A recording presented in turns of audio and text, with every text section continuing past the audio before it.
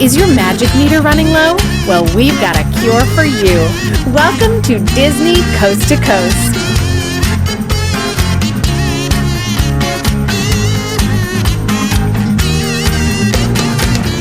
Hey folks, and welcome to Disney Coast to Coast, the ultimate unofficial Disney fan podcast. I'm Jeff DePauli, and in today's mini episode, I'm going to be talking about Disney's involvement with Super Bowl halftime shows. Of course, Super Bowl 2020 is right around the corner, but if you're like me, you don't particularly follow football, but you do enjoy at least checking out the halftime show for its grand production value. And of course, Disney is no stranger to grand production value, so let's take a look at some of the halftime shows the company has produced. At Super Bowl 11 in 1977, we were introduced to the New Mouseketeers for that year. Way back then, the Super Bowl halftime show was certainly different than what we're used to today. The production wasn't nearly as grand, and it wasn't all about celebrities so much. It was about filling the field with colors and patterns. One thing that has greatly improved since then is the camera work. This one in particular had some terribly shaky and obstructed overhead shots from the helicopters. Overall, it's pretty cheesy for today's standards. At Super Bowl 18 in 1984, Disney produced a halftime show celebrating the silver screen.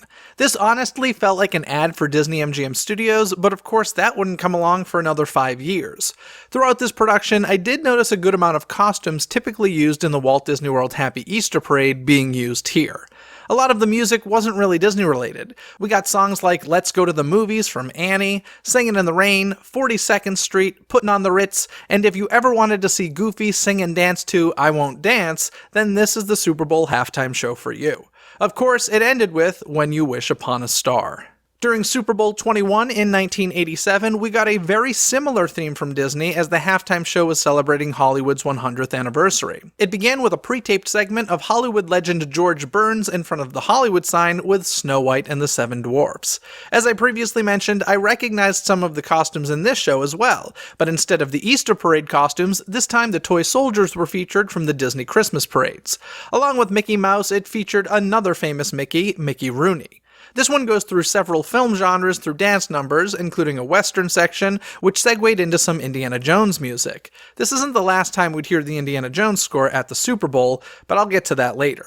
It then went on to feature music from Footloose to Flashdance, Fame, and Over the Rainbow from The Wizard of Oz before leading into When You Wish Upon a Star. It's interesting to me how Disney seems to consider The Wizard of Oz to be the quintessential Hollywood movie. I don't disagree, I'm just surprised they wouldn't choose a Disney film as a climax moment. Even in the Great Movie Ride, the final scene we would ride through before getting to the montage would be The Wizard of Oz. I also want to point out an interesting moment when Goofy is singing.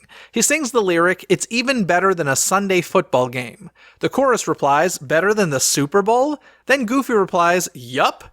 And the crowd seemed to get angry loud at this moment. It was quite funny.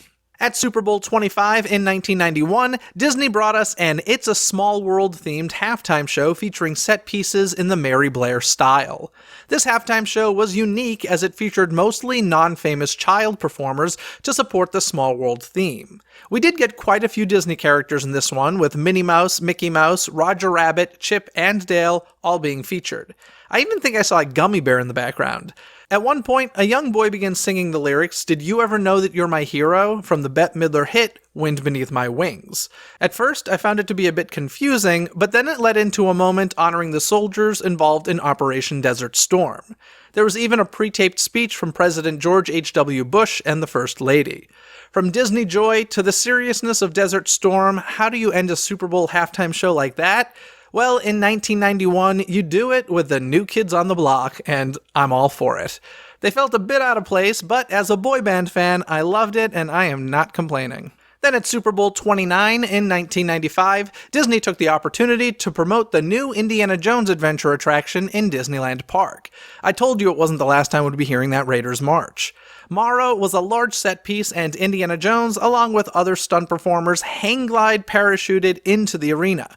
I'm not talking fake ones being lowered on strings. They legitimately glided into the arena. We even got a stuntman being lit on fire. It was like watching a bizarre version of the Indiana Jones Epic Stunt Spectacular featuring Patti LaBelle, Tony Bennett, and Indiana Jones, where Indy's trying to save the Super Bowl trophy. And then it all wrapped up with Can You Feel the Love Tonight from The Lion King, because they had VHS tapes to promote and sell. And then the last time Disney produced a Super Bowl halftime show was at Super Bowl 34 in the year 2000, and this one was used to promote the Millennium Celebration happening at Epcot. This one was my favorite because it began with a large orchestra playing the score to Illuminations, the Epcot Nighttime Spectacular. This one featured a lot of the large puppets from the Tapestry of Nations parade at Epcot as well.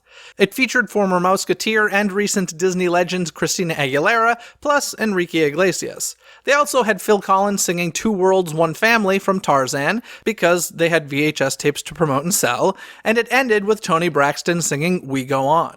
Overall, Disney's had a pretty interesting history with the Super Bowl. Once again, the halftime shows they produced were from Super Bowls 11, 18, 21, 25, 29, and 34.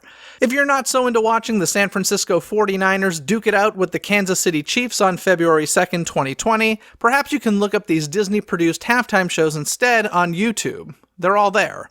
And cook up some Super Bowl snacks. It's all about the snacks, right? That's going to do it for this week's mini-sode of Disney Coast to Coast. I have one more mini-sode for you next Wednesday, and then the 7th season premiere of Disney Coast to Coast will be on Wednesday, February 5th, 2020, just 3 days after the Super Bowl. Other than that, folks, have a magical day. Bye! Thanks for listening to Disney Coast to Coast. Have a magical day. Disney Coast to Coast is produced and hosted by Jeff DePauli. Learn more about the podcast and become a supporter at DisneyCoastToCoast.com.